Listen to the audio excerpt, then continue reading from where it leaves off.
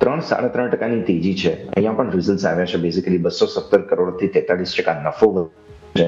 આવક તમે જુઓ તો 7.1% વધી છે. એબિટા 36% વધ્યા છે અને માર્જિનમાં બેઝિકલી 8%નો સંકેત છે, 6.4%થી વધીને. તો આવી સ્થિતિમાં બહુ મોટો સુધારો અહીંયા પણ આવતો જોવા મળી રહ્યો છે. શું પરિસ્થિતિ ઓબ્ઝર્વ કરવી જોઈએ મિતેશ?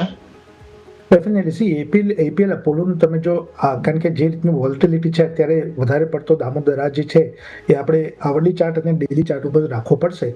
તો આવર્લી ચાર્ટ ઉપર જે રીતે એપીએલ અપોલો ટ્યુબ્સની આખી ચાર્ટ પેટર્ન છે 1950ના લેવલ્સથી એક સારું એવું બાઇંગ મોમેન્ટમ જોવા મળ્યું છે અને 15 મિનિટ અને હાફ એન આવરના ચાર્ટ ઉપર સારું બિલ્ડઅપ જોવા મળ્યું છે. તો ડેફિનેટલી 1930 રૂપિયાના સ્ટોપ લોસથી એપીએલ અપોલોમાં ડેફિનેટલી ખરીદારી થઈ શકે. ઉપરમાં 2050-2080ના ટાર્ગેટ્સ આપણને વિધિન અ વીક જોવા મળે તો આ લેવલ ઉપર એપીએલ અપોલોમાં ખરીદારી થઈ શકે છે.